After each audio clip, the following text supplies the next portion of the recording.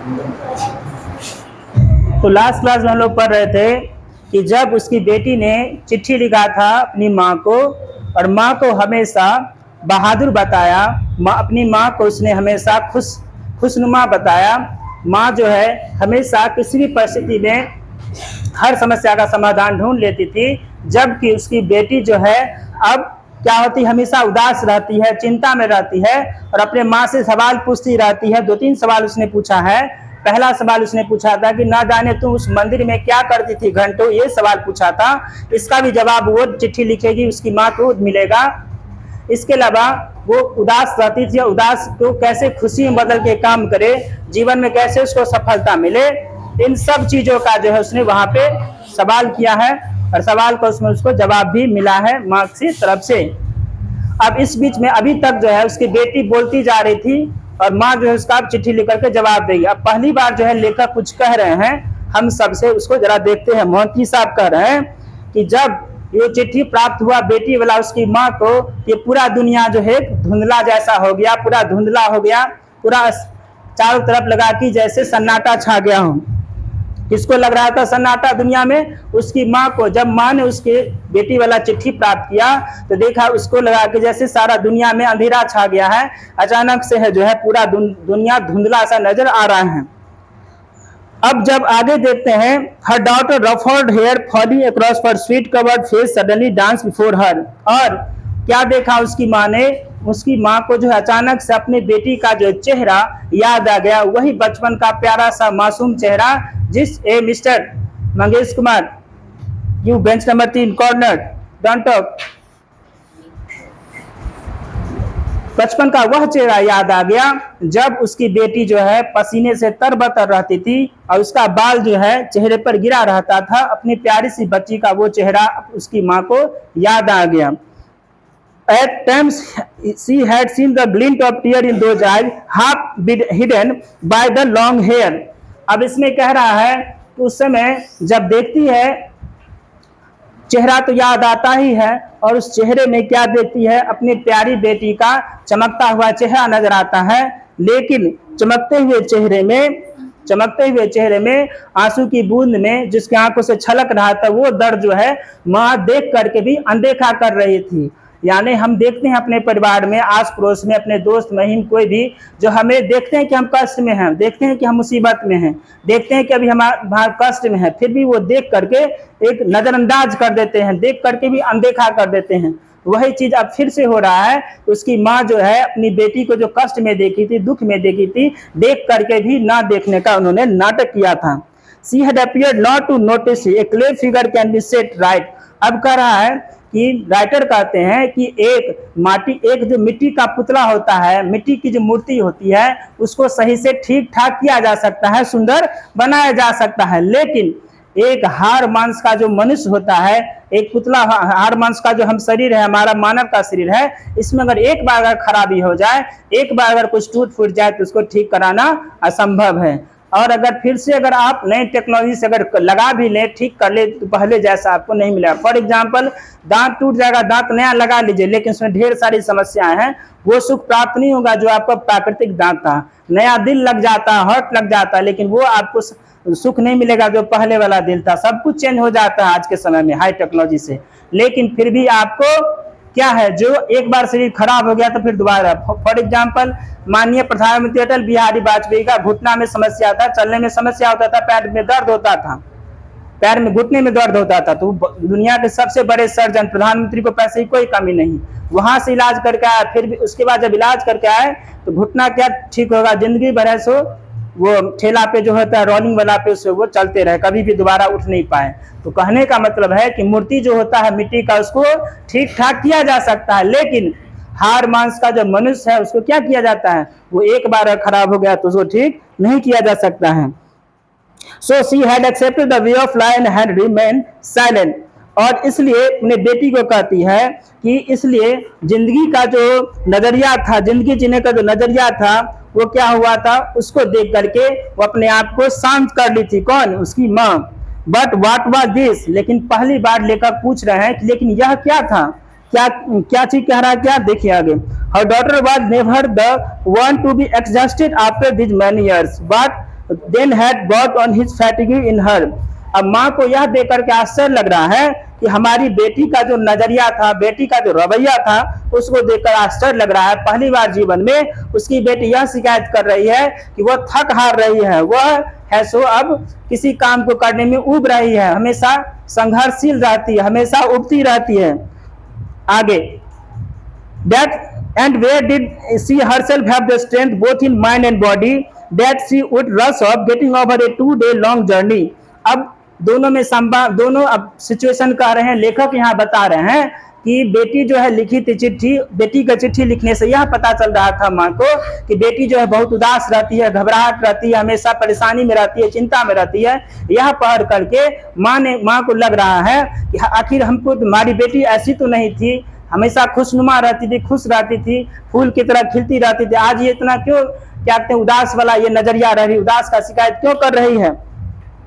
और अब उस लेटर में यह भी चर्चा किया था कि हमको आने के बारे में, किसके, माँ को आने के बारे में। तो माँ कह रही है कि बेटी अभी जो है मेरा जो शरीर जो है इतना स्वस्थ नहीं है, इतना कारगर नहीं, इतना मेरे शरीर में ऊर्जा नहीं है कि तुम्हारे कहने पे तुमको देखने के लिए हम वहां पे आ जाएं। और रही बात तुम्हारी कि तुम हमारे पास आ जाओ तो तुम्हारे पास समय नहीं है। और यही हमारे रिश्ते में आजकल हो रहा है, सामने वाले को समय नहीं, और जिसके पास समय नहीं है, जिसके पास खूब समय है तो उसके शरीर में ऊर्जा ही नहीं कि वो कर सके। यही हमारी आजकल समाज की परिस्थिति है। आगे डिफिकल्ट बात फॉर और, अब कह रही है बेटी जो माँ जो है बेटी पे थोड़ा सा शिकायत बड़ी लहजे में कह रही है कि हे बेटी, क्या तुमको यह भी नहीं पता कि मेरा शरीर जो है अब जर्जर हो चुका है, मैं बूढ़ी हो चुकी हूँ, अब मैं चल फिर नहीं सकती, मेरे शरीर में शक्ति नहीं है, तब भी तुम यह चाहती है कि तुम्हारे पास हम आ जाएं। आगे माँ wiped her glasses and read the letter again. Some concealed pain made her shiver. Time and again she went into the puja room. अब देखिए क्या होता है कि माँ जो है जब लेटर पढ़ती है अपने बेटी का तो आंखों से आंसू गिरने लगता है, चश्मा पहनी रहती है, तो क्या करती है, चश्मे को पोंछती है, आंख को पोंछती है। क्यों? माँ को लेटर पढ़ के दुख होता है और बार बार है सो चिट्ठी को वो पढ़ती रहती है और आंसू की धारा उसके आंखों से बहती रहती है। और पढ़ने के बाद जो है उसका देह जो है दुख में जो है थरथरा जाता है, कपकपा जाता है, जिस तरह से ठंड में हम लोग कांप जाते हैं या कोई दुख भरा चीज रहता है तो हम लोग पूरा शरीर कांप जाता है। अचानक से रात में उठे और मन में आ गया कि भूत आ गया मेरे बाथरूम में जहाँ वॉशरूम करने जा रहे हैं, या चापाकल में पानी लाने गए, चापाकल पहले से भूत पकड़े हुआ, पूरा देह कांप जाएगा आपका। तो वैसा ही कुछ कांपने वाला जो है दुख जो है इसको यहाँ पे आ रहा है। या अचानक से सुने कि कोई मर गया अपना, तभी आपका डर के मारे कांप जाइएगा, ठीक है। या कोई बहुत बड़ा साथ में थे कई दिन सालों से, अचानक से वो छूट गया तो भी आपका शरीर कांप जाएगा। यहाँ पे भी माँ का जो है यही हाल हो रहा है, वो पढ़ती है लेटर तो वो कांप जाती है कि हर गॉड फेस वाज अनचेंज। अब उसके बाद चिंता में क्या करती है माँ, फिर से कहाँ चली जाती है, पूजा रूम में चली जाती है। वही पूजा रूम जहाँ इसके लिए इसकी बेटी जो है प्रश्न पूछा करती थी पिछला चिट्ठी में कि तुम पूजा रूम में क्या करती हो। पूजा में जाती है, गेट को बंद करती है, फिर बाहर निकलती है और अपने आप को लॉक कर लेती है। हर गॉड फेस वाज अनचेंज, और अपने ईश्वर की तरफ वो देखती है। कौन? माँ देखती है अपने ईश्वर की तरफ, मूर्ति की तरफ, तो देखती है कि चेहरे में कोई भी परिवर्तन नहीं आया है। जैसा कि पहले था ईश्वर का चेहरा वैसा ही अभी भी था। Until today she had told him all, now she had to tell her daughter a few things sitting before him। और अब वो मन की बात जो है, अब यहाँ पे हमको वह आंसर मिलेगा जो इसकी बेटी पहला लेटर में पूछ रही थी कि तुम घंटों क्या करती थी। तो माँ घंटों क्या करती थी, उसमें बैठ करके दिन भर में जो भी घटना घटता था, दिन भर में जो भी दुख था, दिन भर में जो भी खुशी का बात था, सब भगवान को पूजा रूम में बैठ के वो कह दिया करती थी, एज ए दोस्त, एज ए फ्रेंड, माता पिता जो भी मानिए। और वहां आज भी क्या हो रहा है, आज भी वह जो है बैठी है उसलिए, लेकिन आज जो है अपना दुख दुखरा नहीं कहेगी, आज जो है काल्पनिक रूप से अपने बेटी को अपने मन की पीड़ा वो बताएगी। None of the sunlight or pollen that radiated earlier from the eyes, she felt weary all of a sudden seeing herself। अब क्या हो रहा है, जब वो चेहरा देखती है तो भगवान का चेहरा में परिवर्तन नहीं आता है और अपना चेहरा उस आईने में नजर आता है बूढ़ी माँ को, तो देखती है कि उसमें वो जवानी नहीं रहा जो पहले के दिनों में वो रहता था। चेहरे पे जो सूर्य की रोशनी थी, एक रौनक थी जो पूरे वातावरण को महका देती थी, पूरी तरह से सबको सुगंधित कर देती थी, वो अब रोशनी उस माँ में अब नहीं रही, क्योंकि उसके चेहरे जो है पूरे डॉन हो गए हैं, बूढ़ी हो गई है, चेहरे पे झुर्रियां पड़ गई हैं, और आंखों से जो मकरंद निकलता था, जो हम पहले लेटर में पढ़े थे, जो उसकी बेटी कहा करती थी, वो मकरंद जो है भी वो चलता गया है, वो खत्म हो चुका है। She felt weary of all of sudden seeing herself. She straightened herself and sat down. Had her daughter weariness entered her somehow, she closed her eyes and looked at her God and saw her daughter face the fruit before her, the sweet face of child. अब वो क्या करती है, फिर से सोच में पड़ जाती है, और फिर से उसका बेटी का चेहरा जो है उसको नजर आता है उसकी माँ को। अब माँ जो है कहती, नहीं बेटी, मैं तुम्हारे बात का जवाब दूंगी, और जवाब देने के लिए उस बुरी अवस्था में वो देने के लिए लिखती है। अब हमारा लेटर शुरू होता है, उसकी माँ लिखती है, डियर डॉटर। डियर डॉटर मतलब प्यारी बेटी, डियर का मतलब प्यारा होता है, डियर किसी को भी जा सकता है, dear father, dear mother, dear जो भी, डियर का कुछ गलत अर्थ नहीं है कि डियर बोल दिए तो बस आज झगड़ा ही हो गया दो भाई बहन में या मोहल्ले में झगड़ा हो गया कि डियर क्यों बोल दिया। डियर का सिंपल मतलब हुआ प्यारा। डियर स्टूडेंट, डियर टीचर, इसी तरह रिस्पेक्ट में दोस्त को भी लिखा जाता है, ठीक है। डियर डॉटर तो प्यारी बेटी, आई गॉट योर लेटर, मैंने तुम्हारा चिट्ठी पाया। I was delighted to receive a long one from you after so long, बहुत दिनों के बाद तुम्हारा हमें लेटर मिला।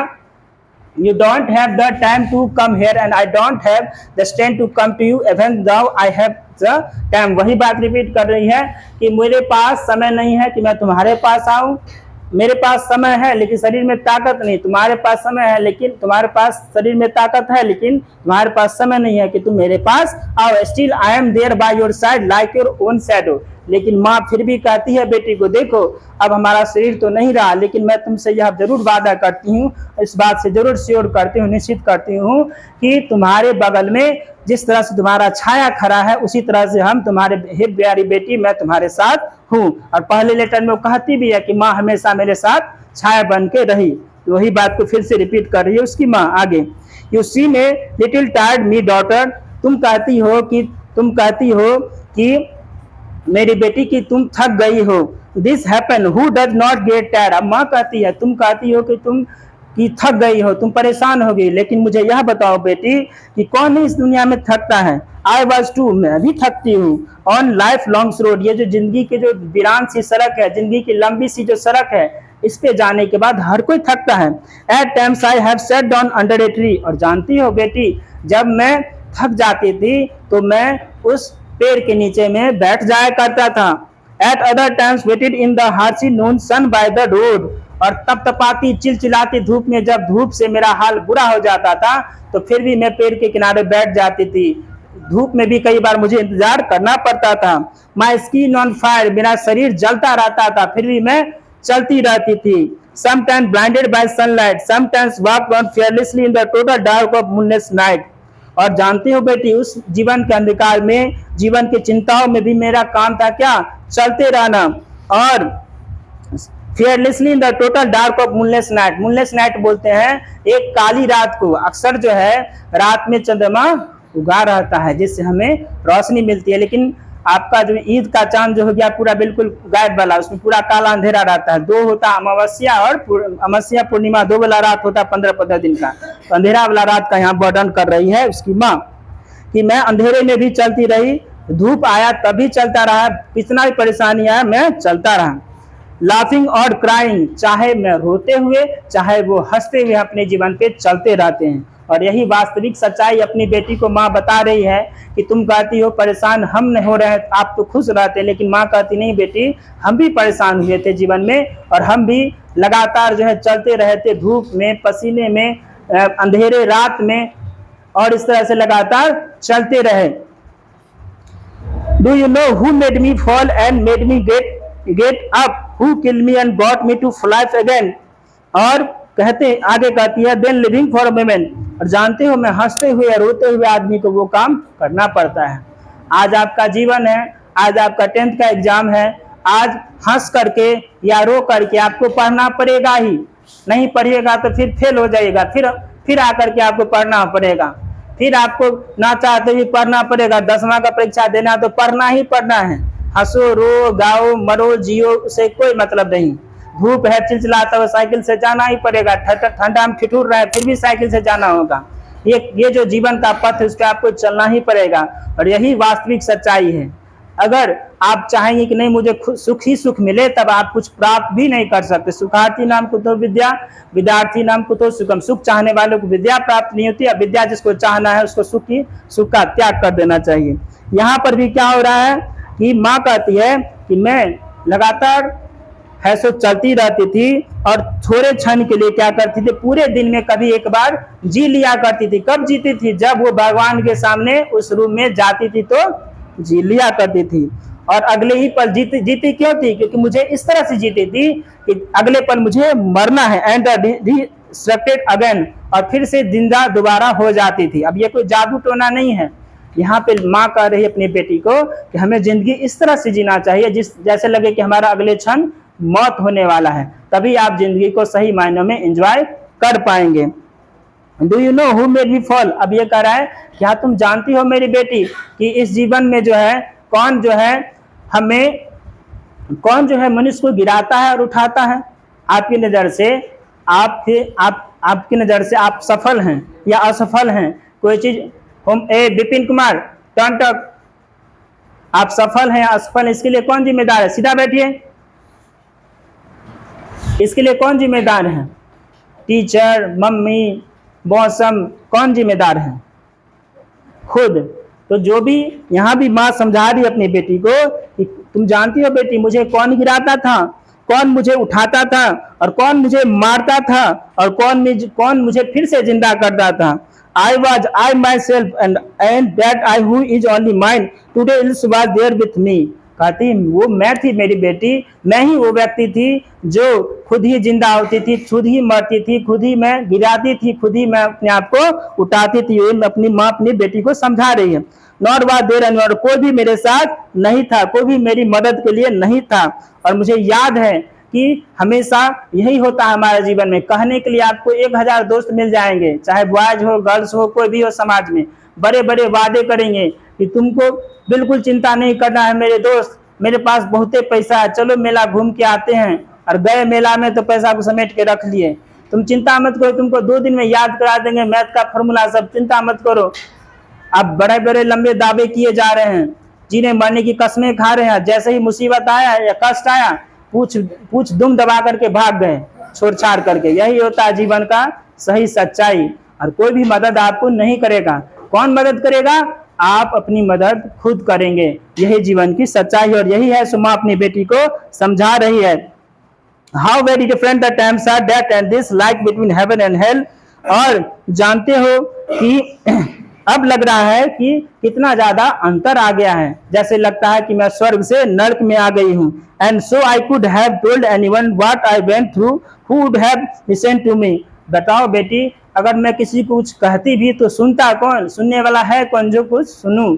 अब ये भी यहाँ पे एक बहुत बड़ा सीख दे रही है बेटी को, अपने बेटी को वो अपनी माँ जो है सीख दे रही है। क्या हम लोग क्या करते हैं, कहीं भी अपना दुख रहा शुरू कर देते हैं, रोना धोना आंसू तांसू निकाल लिए और कहानी शुरू कर दी, ये हुआ वो हुआ, लेकिन उससे कोई लाभ नहीं। उस समय हाँ चुप रहो चुप रहो चुप रहो, अब बाद में घर जाकर के गॉसिप करके देखो ना उसको तो इतना बुरा हाल हुआ, खूब इसको जो है सो आज बेइज्जत कर दिए हैं मम्मी पापा, इसको खूब ये हुआ है, फेल कर गया है, और वैसे ही झूठा उसको सांत्वना दे रहे हैं। तो कहता है कि हमें बेवजह जो है दुख रहा भी किसी के सामने नहीं कहना चाहिए, तो उसको असली दोस्त होगा तब तो समझेगा, लेकिन नकली दोस्त सब क्या करेगा, उसका गलत फायदा उठाएगा, उससे जो है आपका मजाक उड़ाएगा। तो इसलिए हमें उससे भी सावधान, वहीं पे कहना चाहिए जो सुनने वाला हो, ठीक है, वहीं पे सहना चाहिए जहाँ पे सुनने वाला। अगर सुनने वाला नहीं हो तो बिल्कुल नहीं बोलना चाहिए, बोलना तब समझिए बेवकूफ़ी ही है। अब भैंस के आगे बीन बजाए या भैंस करे पगड़ाए, वहाँ पे बीन बजाते रहेंगे तो क्या नागिन डांस करेगा? क्या वो नहीं करेगा, बिल्कुल नहीं करेगा। तो वहाँ पे बीन बजाने वाला ही बेवकूफ़ है, भैंस का दोस्त नहीं है। भैंस तो वैसा है ही, उसी तरह हम उसी के सामने दुख रहा या अपनापन जताएंगे जिसपे हमें पूरा भरोसा है कि मेरा दोस्त है, ठीक है। तो यहीं पे माँ भी अपनी बेटी को ये बात बता रही है। अब घटना कहती है, 2 घटना का यहाँ पे वर्णन करती है कौन? माँ अपनी बेटी को। पहला घटना अपने पति के साथ और दूसरा घटना अपना सासू के साथ। क्या होता है एक दिन कि इसके पिताजी जो है, मतलब बेटी जो थी उसके पिताजी, यानी जो माँ जो है उसके हस्बैंड, एक बार ऑफिस के लिए तैयार होते रहते हैं जाने के लिए। तो कोई इसको दिक्कत रहता है माँ को, तो ये अपने पति को कहती है कि देखिए ऐसे करके कुछ दिक्कत हो रहा है हमको। तो एक बार वो सुन लेते हैं, हूँ कह देते हैं, तो लगता है कि वो सुन करके भी अनसुना कर देते हैं। बहुत सारा ऐसा होता है जो आप मम्मी पापा को बोले हैं, 10 दिन से बोल रहे हैं, 11वां दिन भी आज बोल रहे हैं, हाँ हाँ हाँ हाँ कह रहे हैं, हाँ क्या बोला, जाओ उधर। ये मतलब अनसुना करके, मतलब हम सुन नहीं रहे, तुम्हारे बात पे ध्यान नहीं दे रहे, जबकि उनको पता है सुन रहे हैं। आप चिल्ला के बोल रहे हैं मुझे साइकिल चाहिए, क्या बोला कुछ नहीं समझ में आ रहा है, चलो जाओ उधर। फिर कल आए, क्या बोले थे नहीं पता चला, साइकिल, अच्छा ठीक है ठीक है। फिर अगला दिन साइकिल, हाँ हाँ ठीक है। उसी कर 2-3 महीना 6 महीना बीत गया, साइकिल आया ही नहीं आपका। तो अंटियाने वाला जो यहाँ पे वही पॉइंट आउट कर रहा है, पति को जो है ये कह रही है कोई समस्या, पहली बार जिंदगी में पहली बार कोई समस्या कर रही है, तो पति को क्या होना चाहिए, उसको ध्यान देना चाहिए कि क्या कह रही है। ये अलग बात है कि समस्या का समाधान हो नहीं हो, लेकिन सुनना तो चाहिए। तो बिना सुने हुए जब दोबारा फिर से रिपीट करती है, ये बेटी की माँ जो थी रिपीट करती है, तो उसके पति जो है वो कहते हैं अरे तुम मुझे क्यों बार बार रिपीट कर रही है, जब तुम एक बार कह दी तो हम उसको सुन लिए ना, तो तुम फिर बार बार रिपीट क्यों करती है, मुझे तुमको मालूम है ना कि जो हम एक बार में एक बार सुन लेते हैं तुमको हमेशा याद रहता है, भूलते नहीं है। तो ये बात डांट करके कौन बोलता है, पति बोलता है अपनी पत्नी को, यानी लेखिका की माँ को। अभी सुन करके जो है ये जो माँ का जो प्ले है, जो चिट्ठी लिख रही बेटी को, कहती है यह सुनकर जिस पंख से मैं उड़ा करती थी आसमान में, वो पंख जो है जैसे लगा कि मेरा कट गया है। क्यों कट गया है, क्योंकि पत्नी के लिए पति ही परमेश्वर होता है, सब कुछ होता है, उसी के लिए पूरी जिंदगी वो बिताते रहते हैं, ठीक है। और पता चले अचानक से ही कि वो ही पति जो है किसी काम का नहीं है, मतलब मेरा बात भी नहीं सुनता है, तो उसका पंख, जिस पंख से वो उड़ान भरी करती थी आसमान में, वही पंख जो है उसका कट गया और लगा कि जैसे कि पूरे गहरी खाई में वो गिरती चली गई है।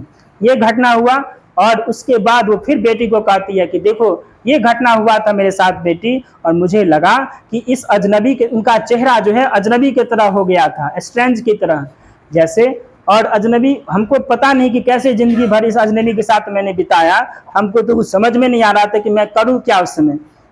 लेकिन उसके बाद दोबारा जो है मैंने उस अजनबी का चेहरा नहीं देखा, वो पति जो हमेशा मुझसे मुस्कुरा कर बात करता था, प्यार से बात करता था, जैसे ही मैंने उसे यह कहा तो उसका चेहरा एक अजनबी जैसा हो गया, जैसे लगता है इससे मेरा कोई संबंध ही नहीं है।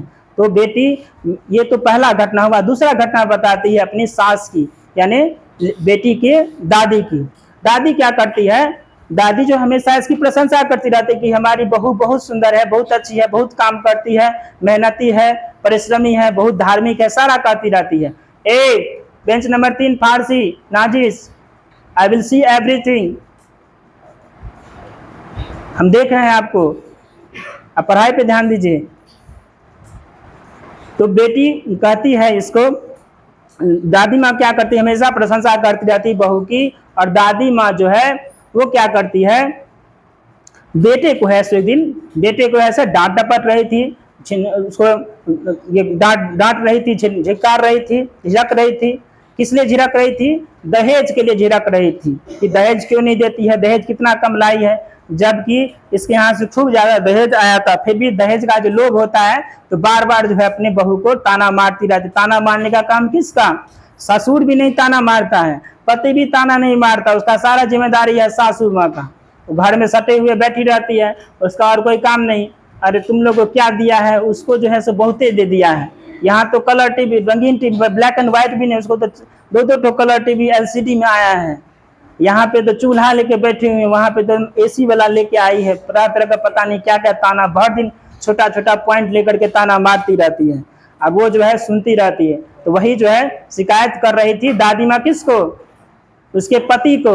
तो फिर बार बार सुनती थी, अचानक से जैसे ही उसने बोली दादी माँ ने, तुरंत वो माँ जो थी उसने उसको जवाब दे दिया, तपाक से कॉल बैक, तुरंत उसको आंसर बैक कर दिया, तुरंत जवाब दे दिया। जैसे ही जवाब दे दिया, दादी माँ का चेहरा जो है एकदम लगा कि जिस चेहरा पे ममता भरा रहता था, प्यार बरसता था मेरे लिए, वो चेहरा जो अचानक से एकदम डाउन हो गया, लगा कि रोने जैसा चेहरा हो गया। लेकिन उस दिन के बाद वो जो दादी माँ का भी, दादी माँ के भरोसे में थी कि मेरी सास है, मेरी माँ के समान है, वो माँ ने भी हमें धोखा दे दिया, और मेरा पति जो था जिसके साथ हम रहते थे वो भी हमें धोखा दे दिया। तो इन दोनों के बाद मैंने जीवन में सीख लिया बेटी कि मुझे कभी भी शिकायत नहीं करना है। उसके बाद दादी माँ कितना कुछ बोलती रहती थी, लेकिन मैं कभी भी ध्यान नहीं देती थी, मैं अपना काम करती रहती। अब यहाँ पे स्टॉप होते हैं। अब इस घटना से क्या सबक मिलता है? इस घटना से यह सबक मिलता है कि समाज में, परिवार में आपको ऐसा लोग मिलेगा। बेंच नंबर 2 आलोक, सीधा बैठिए। समाज में, परिवार में आपको यह देखिएगा कि अक्सर कोई ना कोई आप हैं खूब टैलेंटेड, कोई कमी नहीं है, आप बहुत अच्छा काम कर रहे हैं, फिर भी कोई ना कोई जलन या ईर्ष्या के मारे आपसे हमेशा कमेंट करेंगे, फप्तियां कसेंगे। तो आप 2-3 बार जवाब देंगे, उसके बाद भर दिन अगर जवाब देते रहेंगे तो उस मूर्ख से, उस बेवकूफ से उसी में उलझ जाइएगा, आपका विकास रुक जाएगा। ऐसे में हमें क्या करना चाहिए? उसको बोलते रहिए, अपना आप काम करते रहिए, अपना लकीर को हमें ऊंचा करते रहना है एकदम, और उस लक्ष्य तक पहुंच जाना है जहां पे वो पहुंच नहीं पाए, उसको उलझने दीजिए झगड़ा झंझट में। आप अपना काम, अपना पढ़ाई करते रहिए, और जब अच्छा रिजल्ट आएगा तो उसका मुंह में बड़ा सा टेप अपने आप ही लग जाएगा। यही है सबसे बड़ा चीज, यही चीज को हमें समझना चाहिए। आगे कहता है, माँ कहती है कि बेटी उस दिन से मैंने दादी माँ को बात को सुनना छोड़ दिया, और उस दिन से मैंने पति को भी शिकायत करना तक छोड़ दिया। यानी जिस पति को अपना मानती थी उसको जब मुंह बना लिया, अजनबी बन गया, तो उसको भी मैंने शिकायत करना छोड़ दिया। और आज का दिन है, मैंने अभी भी कुछ भी नहीं किया है। अब तुम्हें क्या आगे कहती, have you observe the mimosa plant? अब यहाँ पे अपने जीवन का तुलना कर रही है छुई मुई पेड़ से। छुई मुई का पेड़ देखें कि नहीं? छुई का पौधा होता है, छुएगा, टच मी नॉट बोलते हैं उसको, छुएगा तो मुरझा जाएगा, ऐसे पहले खिला रहेगा पंख तंग उसका, जैसे छुएगा ऐसे हो जाएगा। ऐसा क्यों? कहते हैं कि यहाँ पे लेखिका कह रही है, माँ कह रही है कि उस दिन के बाद जो है मैं छुई मुई की तरह बन गई। जैसे ही मुझ पे कोई फब्दियां कसता था तो मैं अपने आप को समेट लेती थी और किसी भी चीज पे ध्यान नहीं देती थी, और इस तरह से मेरा जीवन गुजरा, मेरा जिंदगी उसी तरह से बना। आगे देखे, you speak of being whole of fulfilment. अब कहते हैं आगे, them could not have gone without my help and so like. अब अपने फिर से बेटी को कहती है कि उसके पति यानी तुम्हारे पिताजी और तुम्हारी दादी माँ यह सोचती है कि उसका विकास जो है क्या अकेले ही हो गया? अब सोचिए जरा, आपके पिताजी, घर में सबके पिताजी कुछ पैसा वैसा कमा कर लाते हैं, तो क्या उन्हीं का मेहनत है क्या? नहीं, उनका भी मेहनत नहीं है। अगर माँ सही समय पर खाना पीना बना कर नहीं दे, कपड़ा का खींच के नहीं रखे, साफ सुथरा घर को नहीं रखे, तो पिताजी क्या ऑफिस सही समय पर जा पाएंगे? क्या आप स्कूल सही समय पर आ पाएंगे? नहीं। तो अगर पति आगे बढ़ता है, या दादी माँ आराम से भजन सुन पाती है, या प्रार्थना या टीवी खोल के आराम से मौज करती रहती है, इसके पीछे उस घर की जो बहू रहती है उसका बहुत बड़ा हाथ रहता है, आपका माँ का बहुत बड़ा हाथ है। वही चीज अपनी बेटी भी कह रही है कि उसका विकास में मेरा भी साथ था, लेकिन एक समस्या हुआ, मैंने जब कहा तो मुझे अपनापन दिखाने के बजाय हमें जो है एक अजनबी चेहरा और तमतमाया हुआ दादी माँ का चेहरा नजर आया। You speak of being whole of fulfillment, is fulfillment something which can be brought? अब कहती है, तुम कहती हो बेटी कि तुम मुझे कहती हो, पहले लेटर में कही थी नहीं कि तुम पूर्ण हो, तुम्हें सब कुछ है। यहाँ पे अब जवाब देती है कि बेटी तुम मुझे कहती थी कि मैं पूर्ण हूँ, मुझे संतोष है, लेकिन क्या तुम्हें मालूम है कि संतोष कहाँ से प्राप्त होता है? Can not it be gifted to someone if you want to? कोई भी आदमी किसी को संतोष, संतुष्टि, तृप्ति, आत्म तृप्ति जो है नहीं दे सकता है। इसके लिए व्यक्ति को खुद ही प्रयास करना पड़ता है। ये जो संतोष है किसी और को ढूंढने से नहीं मिलेगा। The more one comes closer to someone, the more one its into the other. ये जो संतोष है, तृप्ति है, किसी को नहीं दिया जा सकता है। और क्या तुमने वो कहानी नहीं सुना है, ये बंदर और मगरमच्छ वाला? बंदर मगरमच्छ वाला कहानी सुने है कि नहीं? जिसमें मगरमच्छ जो है क्या करता है, बंदर से दोस्ती करता है, और बंदर को कहता है चलो दोस्त, तुमको ऐसे पीठ पे हम पानी का यात्रा कराते हैं, हम जहाज जैसा, मजा आएगा खूब। और जैसे ही ले जाता है तब बीच में जो है कहता है कि तुम्हारा दिल जो है, अब तुम बीच में आ गया तो कहाँ जाएगा? बंदर को तैरने तो आता नहीं है। अब कहता बोलता तो ये आ ही गया, तो इसको जो है हम खा ही जाते हैं, सच्चाई बता देते हैं। तो बोलता है कि मेरी पत्नी जो है ना, तुम्हारा दिल उसको खाना है, ठीक है? पत्नी उससे दोस्त, पत्नी ये मगरमच्छ की पत्नी अंदर में आती है, तो बोलती तुम दोस्त को बुलाओ, उसका दिल मुझे खाना है। तो बैठा उठा कर फुसला कर ले आता है। आधे रास्ता में बता देता है कि तुमको दोस्त, तुमको हम इसलिए ले जाए, तुम्हारी पत्नी मेरा दिल तुम्हारा खाना चाहती है। अब बंदर क्या करता है, उसको जामुन खिलाते रहता है मीठा मीठा। जामुन खा करके खुद भी खाता है, मगरमच्छ अपनी पत्नी के लिए भी ले जाता था, पत्नी खाती है तो उसको बहुत मीठा लगता। कहते सोचो सोचो जरा, ये मीठे जामुन कितने मीठे हैं, जो आदमी इतना मीठा जामुन खाता है उसका दिल कितना मीठा होगा, सो उसका दिल मुझे खाना है। तो बोल नहीं नहीं वो मेरा दोस्त है। मैंने बोल रहा नहीं दोस्त सबसे मतलब नहीं, हमको चाहिए तो चाहिए। पत्नी का भी यही घर में नाटक होता है, एक बार कह दिए पति को मुझे चाहिए तो चाहिए, चाहे कुछ भी हो जाए, बुरा श्रृंगार का सामान चाहिए ही चाहिए, ये सारी मुझे चाहिए चाहिए। तो पापा एकदम टेंशन में है, ले लो जाओ, बॉक्स भरा हुआ, पूरा पेटार भरा हुआ, सब कोई चिंता नहीं है। कितना भी खरीद दिया जाए, मेरे पास तो एक भी साड़ी नहीं है, कितना भी कुछ कर दिया जाए एक भी मेरे पास सूट नहीं है। पुरुष को चिंता नहीं रहता, पापा को अपना जो मिला तैयार होकर चले गए, कुर्ता उड़ता बाराती सराती जहाँ भी जाना है। मम्मी के पास जब ये कुछ तो है नहीं इस घर में, एक तो खटारा घर है, झोपड़ी खंडहर लग रहा है, कुछ भी आप खरीद के आज तक दिए कहाँ हैं, तुरंत शिकायत शुरू। जब एक बार बोल दी मगरमच्छ की पत्नी तो मगरमच्छ को मानना पड़ा।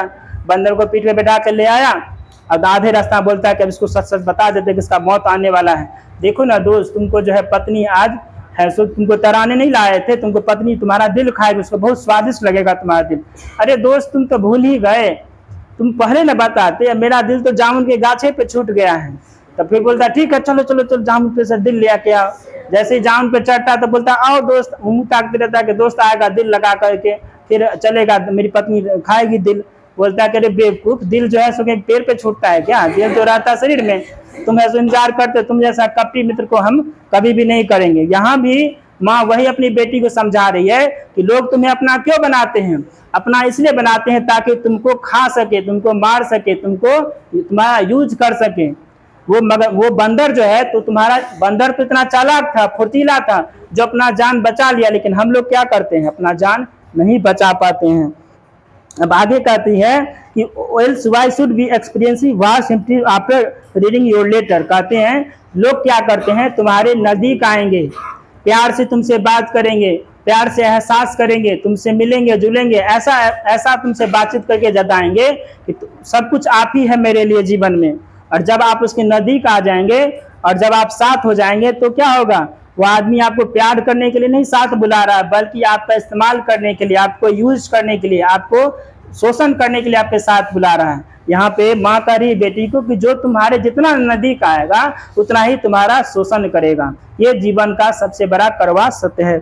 इसलिए हमें क्या करना है, लेकिन हम लोग भी क्या होते हैं, हम लोग भी पूरी तरह से क्या इतना ज्यादा मदसुन हो जाते हैं, थितर जैसा हो जाते हैं, उसका गाली गलौज सब सुनते रहते हैं, मारपीट भी सहन कर लेते हैं, फिर भी हम उसके साथ रहने को मजबूर होते हैं।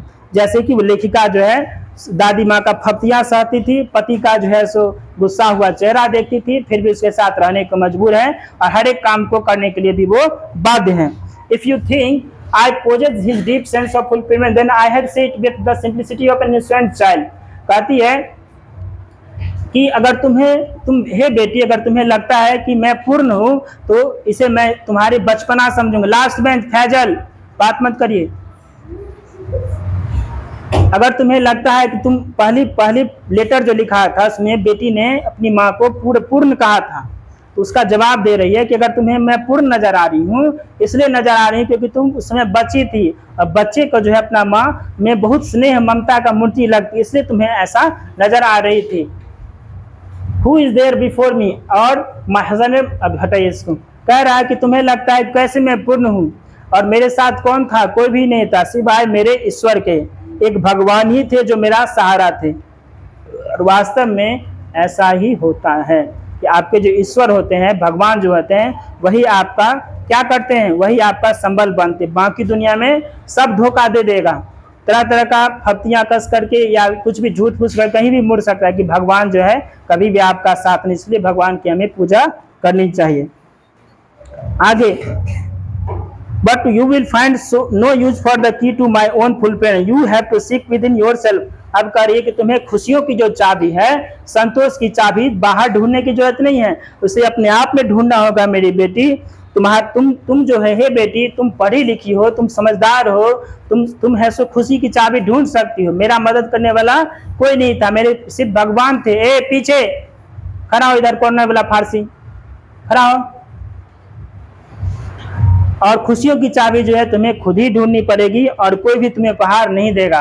और तुम बेटी मेरी समझदार हो, पढ़ी लिखी, आप सब लोग भी पढ़े लिखे हैं, समझदार हैं, खुशी ढूंढ सकते हैं, संतोष ढूंढ सकते हैं, सफलता ढूंढ सकते हैं, इसलिए किसी की भी जरूरत नहीं है। वही चीज माँ अपनी बेटी को समझा रही है।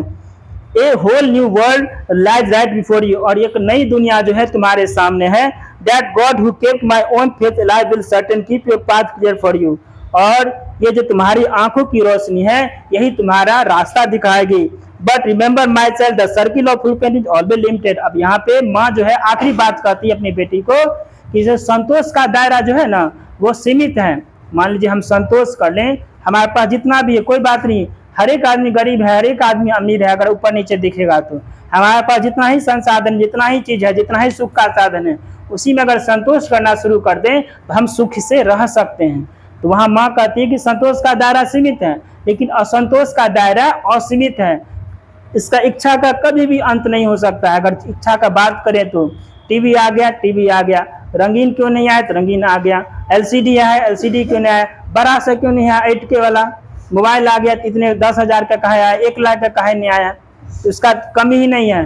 घर बनाने लगेंगे तो घर में इतना लगेगा उसमें जिंदगी बीत जाएगा, कई करोड़ का घर बनता है। मुकेश अंबानी का घर पूरे भारत में सबसे महंगा घर है, उसके घर में ही है सो क्या कहते हैं बर्फ का एक बना ही हुआ है, जैसे बर्फ जैसा रहा तो उसी घर में वो रह जाता है, बर्फ पूरा बना हुआ है जैसा बर्फ वाला में रहता है। इसके अलावा उसी घर में है सो क्या बोलते हैं तैरने वाला स्विमिंग पूल भी रखा हुआ है, मतलब उसे घर में हर एक फैसिलिटी 24 आवर रहता ही है, सबसे महंगा घर है। यहाँ भी कहता है कि और तुम्हें जो यहाँ पे चैप्टर का जो नाम था हमारा टू हॉरिजन, तो कहते हैं वो जो दो क्षितिज है, दो सीमाएं हैं, एक संतोष और एक असंतोष, इस दोनों के बीच की सीमाओं को तुम्हें समझना होगा, तुम जान जाओगी क्योंकि तुम समझदार और पढ़ी लिखी हो। तो इस तरह से हमारा चैप्टर कंप्लीट होता है और हम इसका होमवर्क लिखिए सब लोग। कितना बज गया? 10:48 हो रहा है।